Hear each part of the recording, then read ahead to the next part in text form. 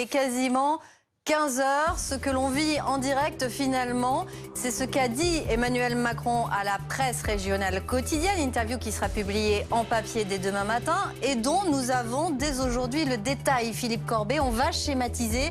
Il y a 4 grandes étapes. Oui, je vais essayer d'être clair, mais parce que c'est pas très simple, il y a beaucoup de choses, donc on va faire étape par étape. Voilà. Première étape, lundi prochain, le 3 mai, le couvre-feu est maintenu.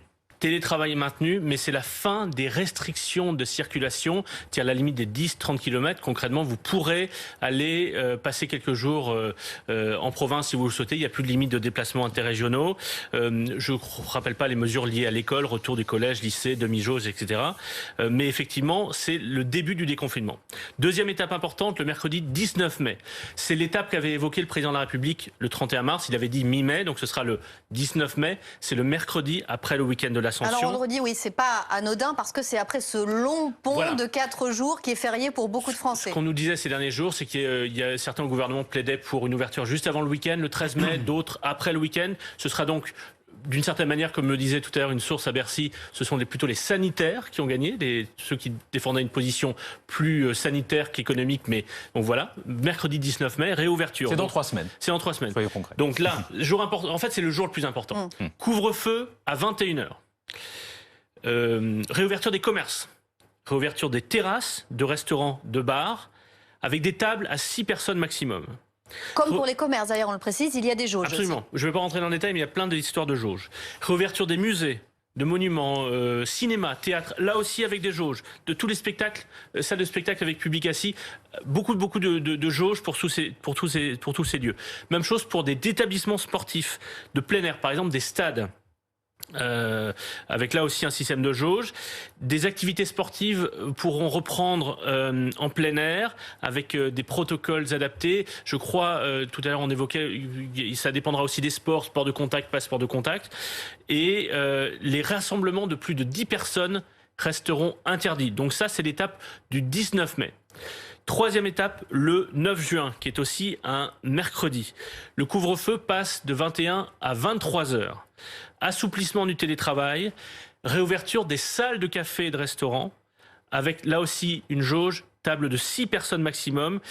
Je ne vais pas rentrer dans le détail, mais il y a une adaptation des jauges pour un certain nombre de lieux qui rouvraient donc à partir du 19 mai, à partir du 9 juin, donc, et les salles de spectacle, et les stades, et les lieux sportifs. Mise en place d'un pass sanitaire à partir du 9 juin. C'est aussi à cette date du 9 juin que pourraient rouvrir des salles de sport, des salons pour des foires d'exposition. Tout ça est important. C'est rentrer en vigueur à ce moment du pass sanitaire. C'est une date importante, donc du 9 juin. Quatrième et dernière étape, le 30 juin. Fin du couvre-feu, fin des limites de jauge qui auraient été mises en place le 19 mai et le 9 juin. Et là aussi, assouplissement des règles pour accéder à un certain nombre de rassemblements en extérieur, en intérieur. Là aussi, importance du pass sanitaire.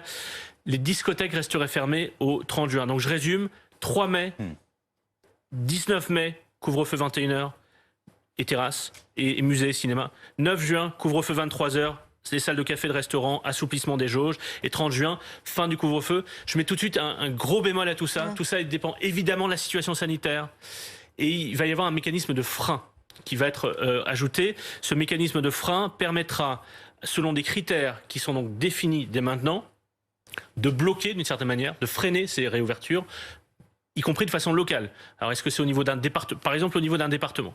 Je vais retrouver sur mes notes, pour pas vous dire de bêtises, les mécanismes du frein. Vous savez quoi, Philippe? Allez-y. On va faire en 2 temps. C'est-à-dire qu'on va revenir avec notre premier invité sur les grandes annonces dont on a désormais connaissance. Et si vous nous regardez pour une fois, et enfin, si j'ose dire, c'est très précis et très concret, le calendrier de déconfinement en 4 étapes avec, et on en parle avec vous, Franck Livrouillet, bonjour, vous êtes maire Les Républicains de La Baule, vous êtes spécialiste de la communication politique, et puis vous faites partie du mouvement de Christian Estrosi, la France audacieuse.